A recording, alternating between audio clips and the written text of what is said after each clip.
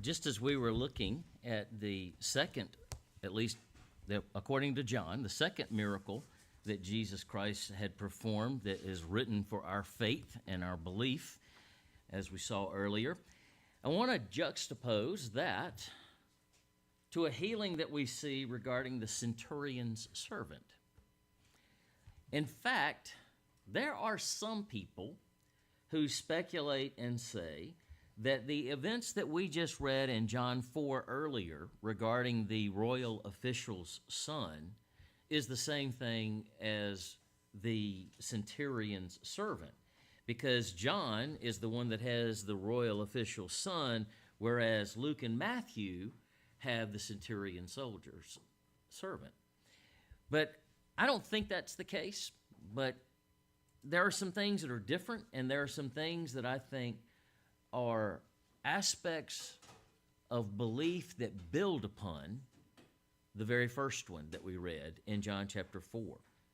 And when we think about this particular miracle of healing, the healing of the centurion's servant is significant, and because it's only written in the two gospel accounts of Matthew and Luke. And I think for us to understand a little bit about it, we have to get a little context and overview from the standpoint of why that is such an important healing and why it's such an important miracle.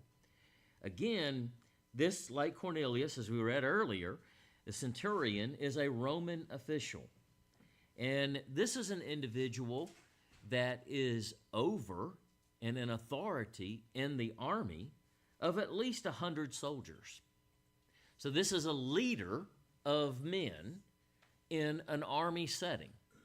I think that's an important aspect about what Jesus is trying to get across in performing this miracle and why it's recorded for our belief, as well as something for us to think about in our personal lives.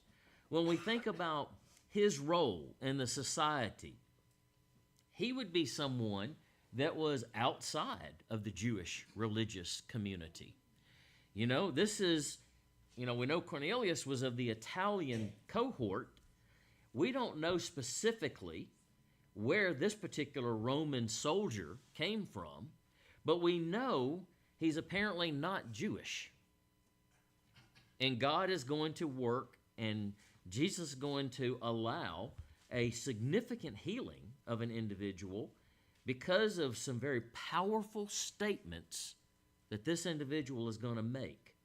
And don't lose the fact of this is happening outside of the Jewish community, and how that most likely, can't say for sure because I wasn't there, but I would think that probably drove some of those people, as we would say, up the wall, that he could do something and it wasn't with a Jewish person. This is a Gentile. This is a person that's a non-believer. This is a person that's that. You can imagine the accusations that could fly. Perhaps you've had people say some things about you in some similar fashions. But we see that this was an individual, as we're about to see as well, that apparently had built bridges. And I mean that in a social sense.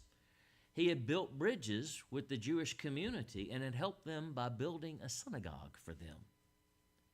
So this is an individual that is not your run-of-the-mill Roman soldier or officer. This is a unique individual as well. And I think, and you think through this, I think these little tidbits of facts that are contextual in nature speak to some things that you and I should be aware of, and we should be thinking about it in our own lives and how we interact with people in the world out there around us. I will use the term cultural Christianity. And by that I mean individuals that are called Christians and think that they are following the ways of life to the best of their understanding, and perhaps they are. But that doesn't mean that just because they don't keep the Sabbath or they don't keep the holy days or whatever litmus test you want to put on someone, that we still don't treat some people with some respect. I think that's important in the world we live in today. Now, this particular account is found in two places, in Matthew 8 and in Luke 7. And it is interesting because this is going to happen in Capernaum, another contextual comparison that's similar to what we saw with the royal official's son who was in Capernaum. And we will see here that this particular centurion is doing something that in their society was highly unlikely. That meaning that a person would care deeply about a servant in his household. You know, their viewpoints were very different, much like there was some terrible viewpoints in our own country's history for which people were, as servants, were just a number. Today, we can work for a company, and the company elites and executives can treat you like a number. And you can feel like that servant in the ancient world, whether you were indentured or whether you were held captive. There wasn't a lot of respect given. And we see here there's something very different about this Roman soldier. There's something very different about his character that's important. And one thing that I have here on Matthew 8:8 is he makes the statement, and we'll look for this, where Jesus says, or the man says, "Lord, I'm not worthy to have you come under my roof. Just say the word, and my servant will be healed." That is such a profound statement. I don't think any of us can do justice to the statement that man made. That is, again, not your run-of-the-mill Roman soldier right there. That is a different breed of cat, as we might say today. Let's look in Luke chapter 7. I want to read both of these particular areas. So turn over to Luke chapter 7 if you have your Bibles, and we will take a look at Luke's account in the first 10 verses of this chapter as it's broken up. And I'm reading this again from the Beroan Literal Bible. And this in verse 1 begins, "And when he had completed all of his words in the hearing of the people, he entered into Capernaum. And a certain servant of a centurion, who was valued highly to him, being sick, was about to die. And having heard about Jesus, he sent elders of the Jews to him, begging him that to have him come, that he might save his servant. And having come to Jesus, they were begging him earnestly, saying, He's worthy to whom you will grant this, for he loves our nation, and he built the synagogue for us there in Capernaum." Jesus was going with them, and already, he being not far distant from the house, the centurion sent friends, saying to him, "Lord, do not trouble yourself, for I'm not worthy that you should come under my roof. Therefore, neither do I count myself worthy to come to you, but say a word, and my servant will be healed. For I also am a man appointed under authority, having soldiers under me. I say to this one, go, and he goes, and to another, come, and he comes, and to my servant, do this, and he does it. And Jesus, having heard these words, marveled at him. Having turned to the crowd following him, he said, I say to you, not even in Israel did I find such great faith.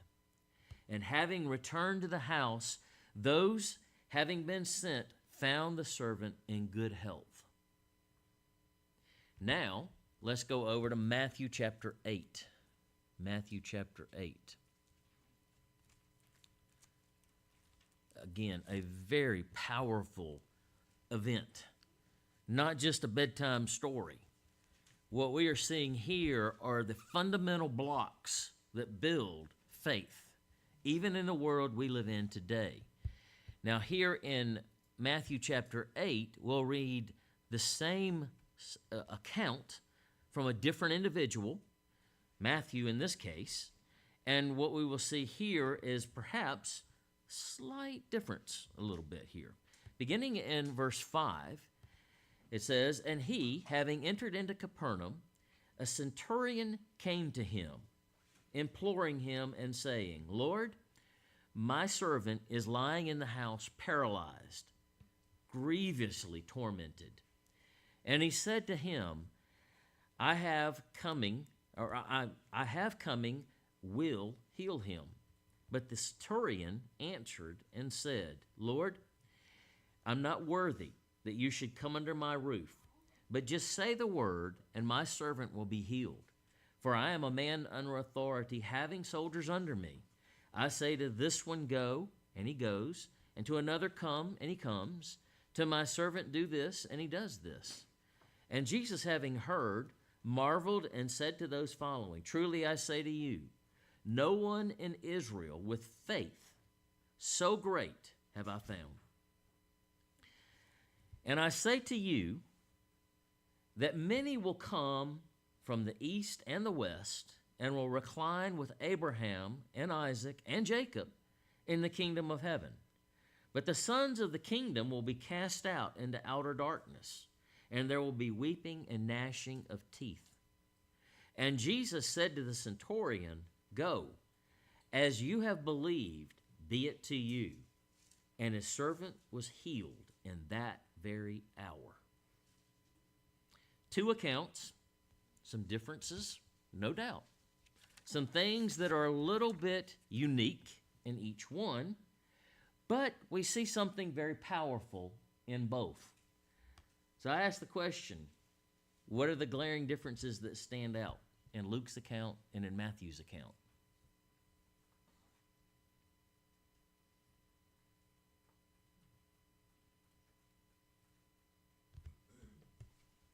Steve?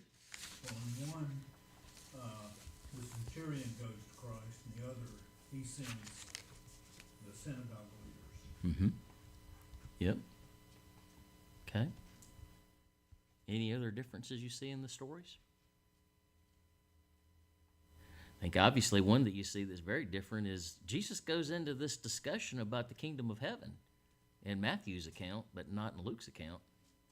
And he references a very unique and different perspective in that some of the sons of the kingdom are going to be cast out. Luke didn't even bring that up whatsoever. I guess one of the questions I have is because some people will point to this and say, we see you can't believe the Bible because it's just contradictory. It's got differences everywhere you go. Does the differences in the account make any differences in your mind about what you're reading? How could you explain these differences to someone who would believe or say to you, well, you can't believe the Bible because it's not consistent? How would you answer that question today? If someone earnestly asked you that question, what would you say to them? Anything? Steve? Two witnesses to one event almost invariably come up with different ways of stating it. Okay. Khaki? And each writer was writing for a particular audience and from a particular perspective. And I think the miracle is the same, but they're writing, like I said, for a specific audience and based on their what am I trying to say, their experiences. Okay. Anyone? Mr. Vogan? I'd like to go back to the first story and ask a question. Have you ever looked up that word household? My idea is that it was family and servants make us the Household. This one is different. Mm-hmm. It starts out, the miracle is with a servant. Mm-hmm. So I'm saying the household does connect with family and the servant. I never looked up that word. Mm-hmm.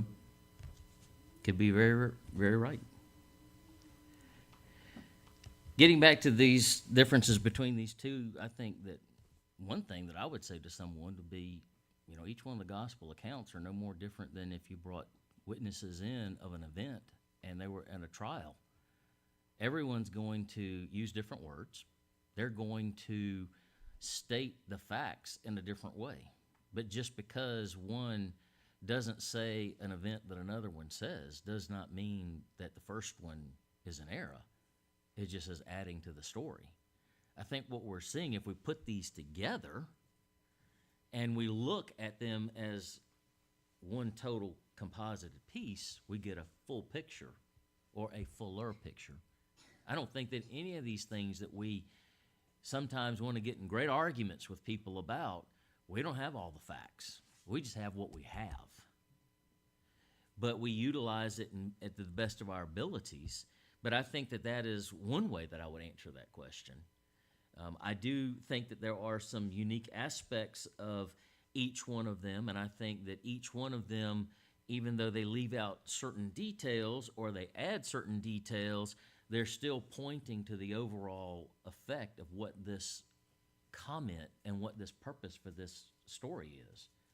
And that is the great faith that this particular individual had, that Jesus said not even any of the Jews that he had been in contact with, who were God's chosen people, had. And this was a Gentile. And I think that is a powerful statement about him. Inversely, I think that is a scathing indictment on the others who thought so highly of themselves. I think what we're seeing here is the difference between humility and arrogance.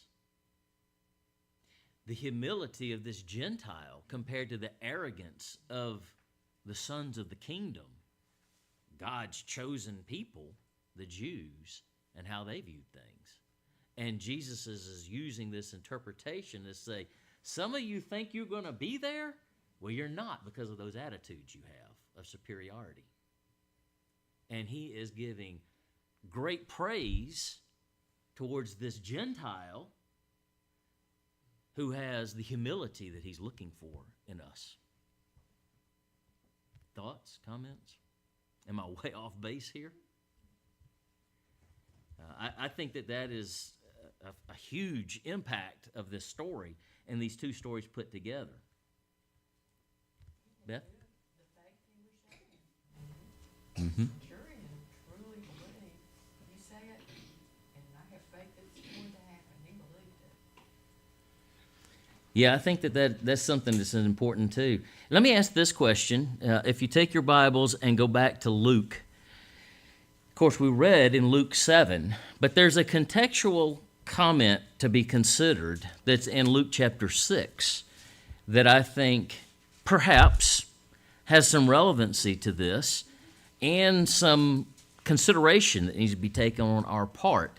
You know, when we think about Bible study and we think about, particular either places of Scripture or verses, we must take in the context.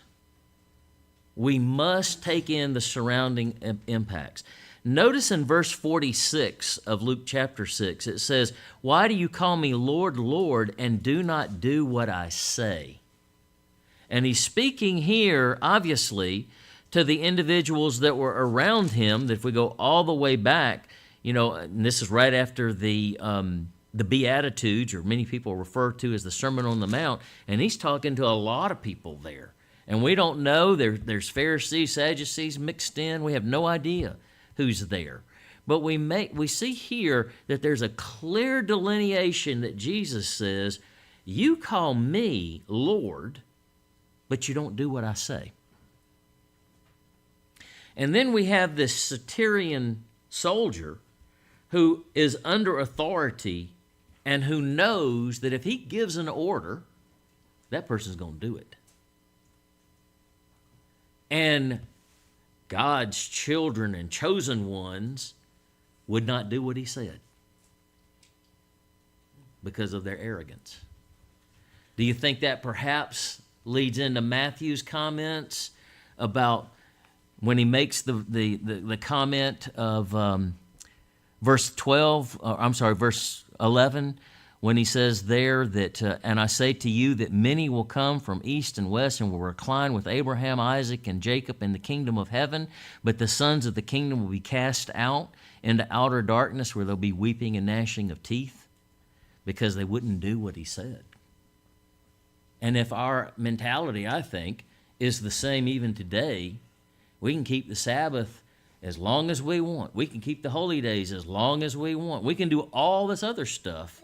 And we think we're doing what he says, but so did these people. There's more to the story there. Perhaps is looking at the heart of the stubbornness versus the humility. Thoughts, comments? I just think that's an important contextual statement to take into consideration when we're reading these examples, and particularly this particular example. Based on the words that we read, that the centurion said, the deeds that he did, what does that tell us about his character? Yeah, conviction, believe in him. And belief, conviction, yeah. Anything else? What comes to your mind when you consider what we've read in both cases? I mean, obviously, I think humility stands out in this particular individual. I'm not worthy for you to even come into my house. A Khaki? recognition of Christ's authority over all.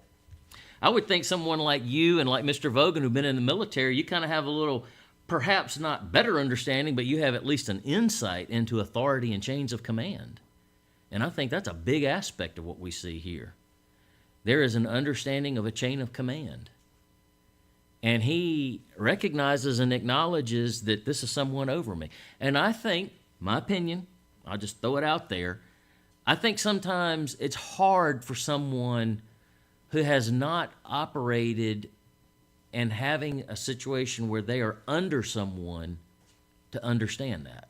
And it's hard for someone who hasn't had responsibility for others in a managerial perspective to understand this as well, at least in the same way. In the same way. I think that's the marvel of what we see here and that Jesus sees here. What else do you see about his character based on his actions, things he did? Steve? He was concerned about his servant. Concerned about his servant. Absolutely. See a caring heart, I think, here. You know, a person that is able to even emulate the compassion that Jesus had. Do you think perhaps that led to him having the strong, powerful affirmation of this man? Because Jesus saw the same compassion in this man that he felt for everyone else, and that the sons of the kingdom, the children of the appointed, children of God did not have. I think that made a powerful impact on Jesus. What else? I would submit to you that he put his money where his mouth was. He built a synagogue for these people. You imagine that? I mean, that he had to secure the material to build it. It wasn't just a wishful thing. He could have said, maybe if he was over a particular area, I'll give you permission to build your own. No, he built it for them. I think that is, again, putting your money where your mouth is. There are a lot of people, even in cultural Christianity and Christianity in general, they talk a lot of things that sound good, but this is someone that then put his money to doing good. You think that had an impact on Jesus as well? I mean, we saw in the first the first miracle, that the context of that was around this whole idea of a temple. And, Jesus was coming to the temple, and then he was going to be making the temple concept far greater than it had ever been in that Old Testament world and in that society. But even here's a person that's preparing something and giving a venue for which people then can come to worship God in out of his own money. And it made an impact, like we talked about, a ripple effect of positive towards the family of the royal official and the household. Well, here, this is making a positive impact in the community by what he's done. I mean, I think there's a lot here. that's important for us to consider. And these things, whether they're words, whether they're actions, this is about the character of this individual. Let me ask you this question. Let's go to Matthew chapter 7. We were looking at context around Luke chapter 7, and of course we read Matthew chapter 8, but let's look at Matthew chapter 7. And here we look at verses 28 and 29 and see if there's some kind of a connection here, if you see that between that of the centurion here. In verse 28 of Matthew chapter 7, it says, when Jesus had finished these words, the crowds were amazed at his teaching, for he was teaching them as one having authority and not as the scribes. Do you think there's any connection there? Or what do you think the connection could be?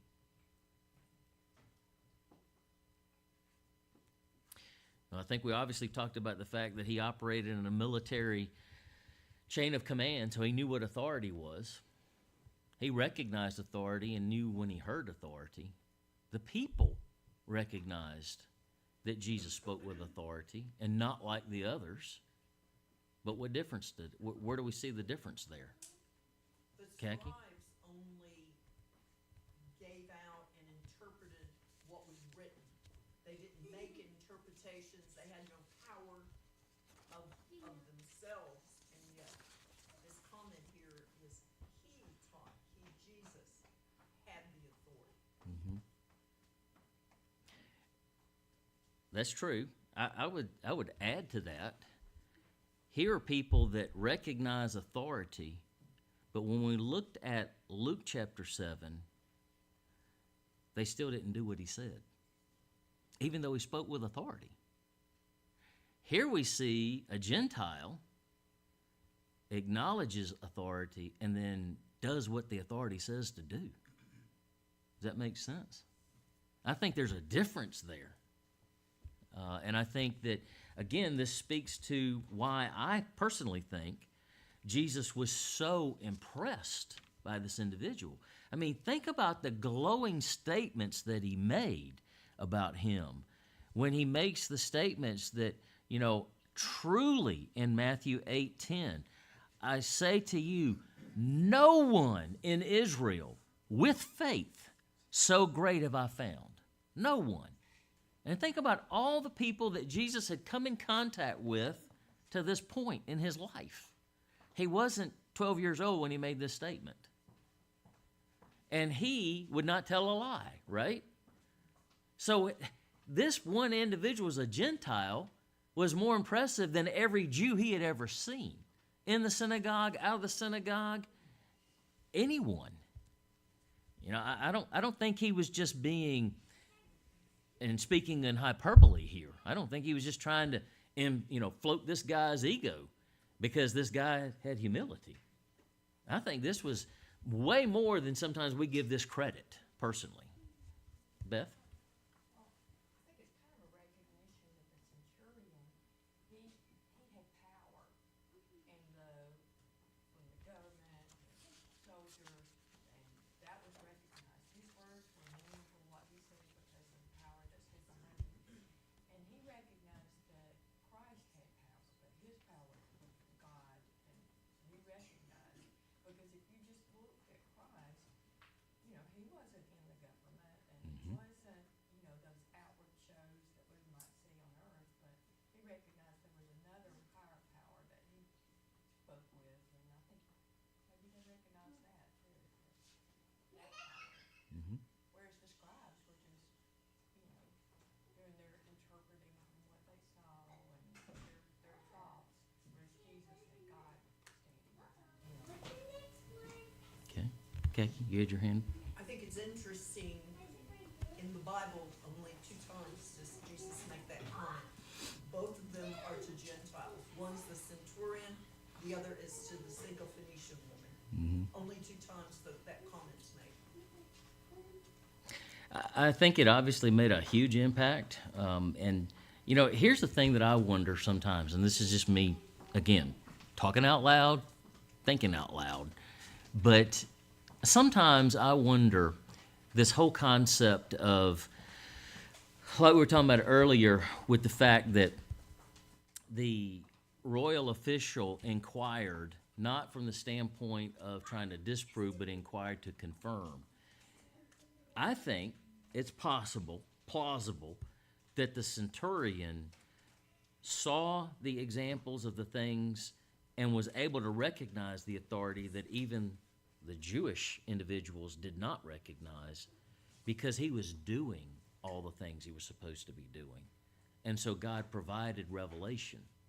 I say that to say this, that, sometimes people talk about, they believe based on just what's been drilled in their head over the course of time, but to really believe the way this centurion believed, it required an active faith and an active belief. You have to be doing these things.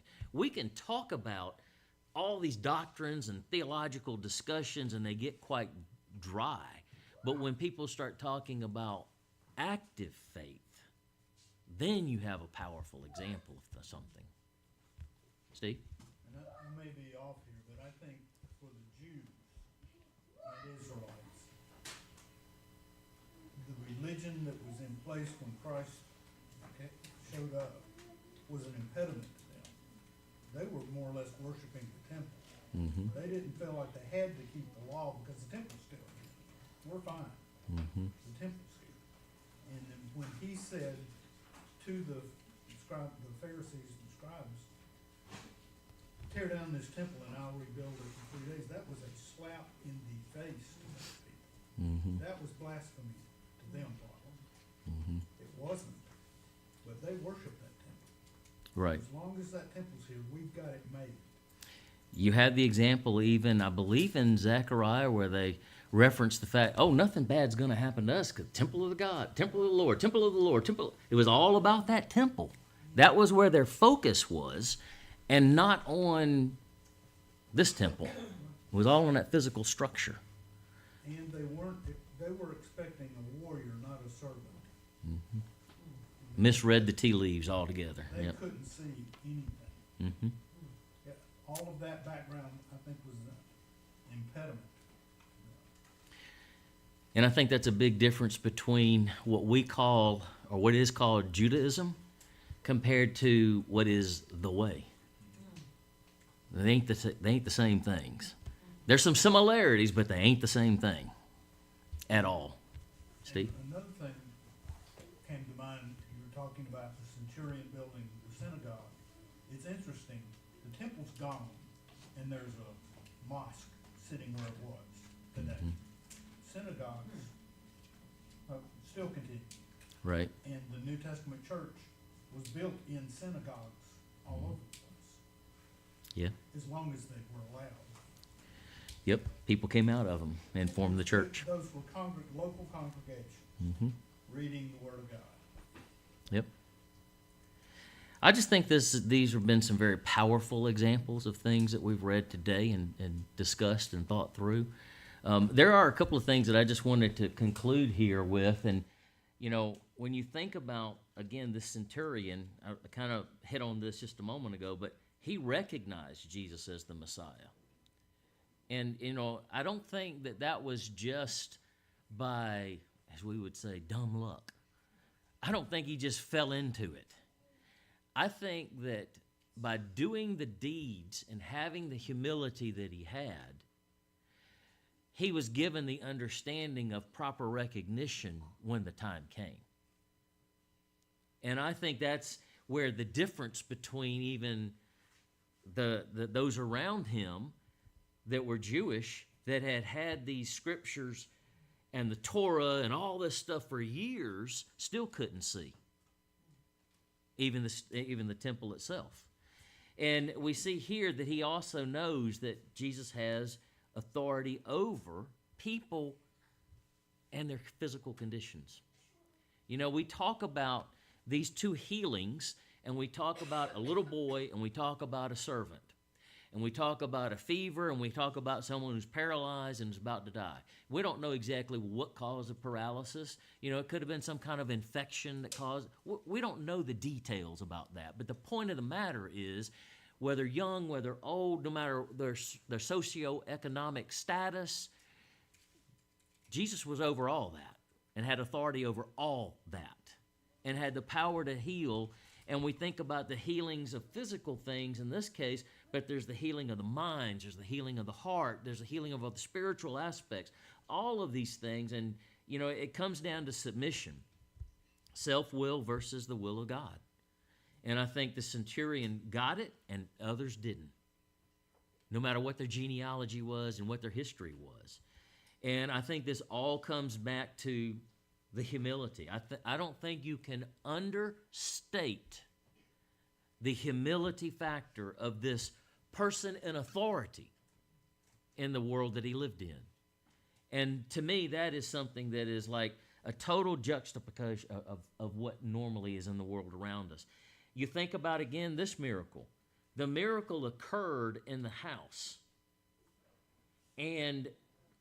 But what the real miracle that is referenced here by Jesus is what was occurring in front of them, of a Gentile.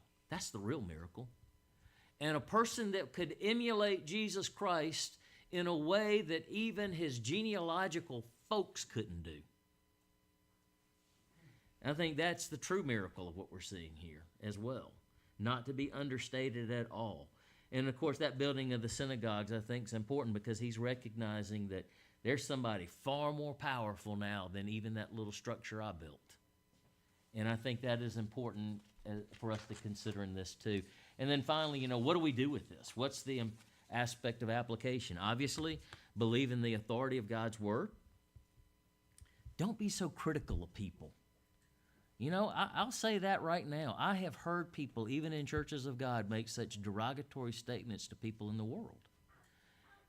I am not trying to justify people in the world and their evil actions. No way. But sometimes God can work in people that you don't even think are worthy for him to work in. And I dare say that those that were the children of God, the sons of the kingdom, as he says in Matthew chapter 8, they wouldn't look at that centurion as nothing but just a Gentile that's an invader in our property and taking away from us.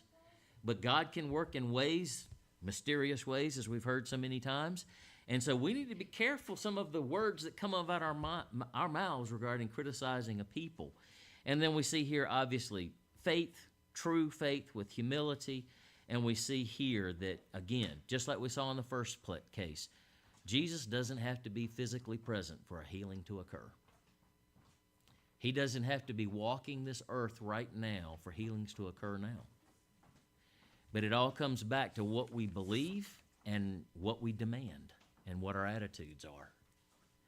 Well, I hope this has been helpful to everyone, and I hope that it's been of benefit and value. And we'll continue to look through more and have more discussions going forward. But thank you for your participation.